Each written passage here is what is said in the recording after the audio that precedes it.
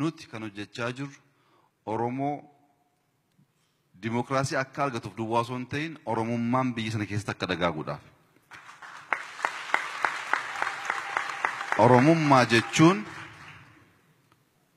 waa'ee dimokiraasii wakaastan Oromoon term limitii beeka.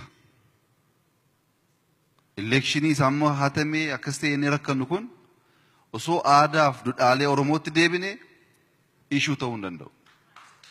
Kun tokko. Oromoon hawaasummaa keessatti waliin jiraachuu beeka, hammachuu beeka, gurshuu beeka, maatiin woo miidhame yatiima guddisuus ni beeka. Kana dagannee innaan qabsoon keenya qabsoo Oromummaa ta'uu hin danda'u. Maqaa haaraatti baasna yoo ta'e malee. Waa'ee dinagdees daboo beeka. Waliin bahee hojjetee qotee dafqa isaatiin buluu beeka. Haalli amma uumamaa jiru namoonni baay'ee carraan waan dhufteef bubbutachuu barbaadu. Bubbutachuun aadaa Oromoo miti. Aadaa Oromoo miti duwwaa osoo hin ta'in aadaa Oromoo miti duwwaa osoo hin ta'in warri bubbutate maalirra akka jiru immoo argaa jirra. Kan nuuf tolu, kan nu baasu butachuu miti. Dachii gaarii qabna. Human capitalii baay'ee dagaagaa guddachaa jiru ni qabna.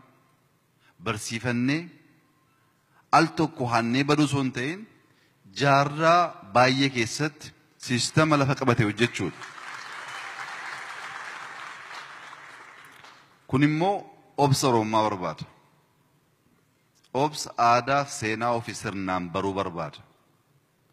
Emotionally kakaasuu hin danda'ama. Emotionally walitti naquu hin danda'ama. Emotionally araarsuun garuu hin danda'amu. Araarri waan bira waan ta'eef. Namoonni baay'ee quuqqaa isaanii gubannaa isaanii kaasanii jiru. Quuqqaa keessan caaluu qabna. Waggaa 10-15 keessatti tiim lammaa kan jedhamu sana keessa namoonni jiran namoonni gaggeessan minimum waggaa arfan darbe sireerra rafnee hin beeknu. Minimum.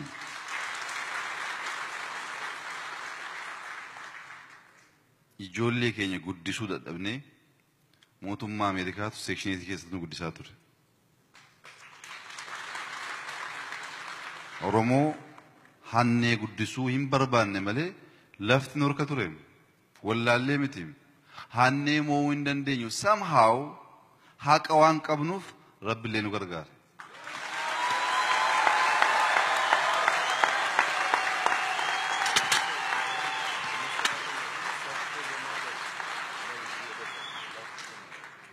Namoonni amma tokko tokko aariidhaan gammachiisuuf akkas jechuuf jettan kun ikkoo ji'a 4 duratti nu hidhuuf maazajaa baasanii jiru. Hin beeknam.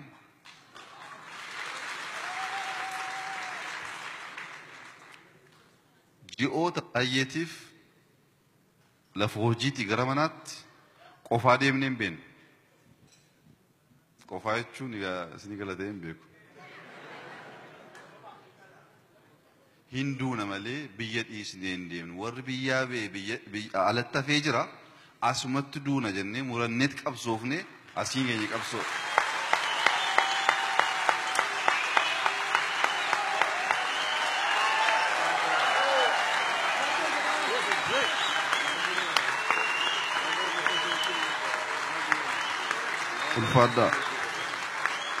Ulfaadhaa.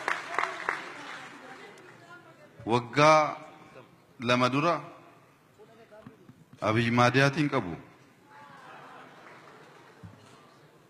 Sabni kun hubachuu kan qabu seenaa keessatti barreessinee kan baasu warra Asmaraa jiru haa ta'u warra Ameerikaa jiru haa ta'u gaafa Oromoon tokko boo'u wajjin boo'aa jiran.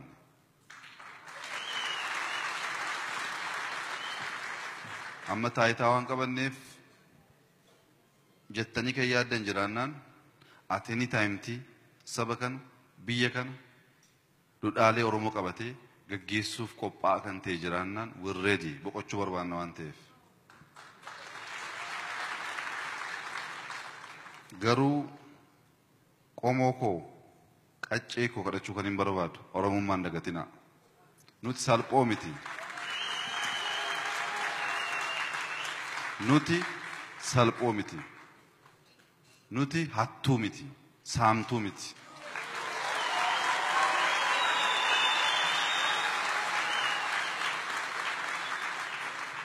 Namoonni aarree gaddinee akka saamu akka namoota kaanii akka miila kunnu kan barbaadan jiru Oromoon kanan godhu.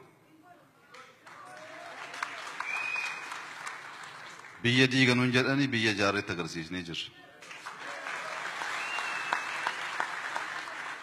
Hin yaadattuu gaaffiin keenya ni jalqabaa tokkummaa Oromoo tokkummaa Oromoo tokkummaa Oromoo ture.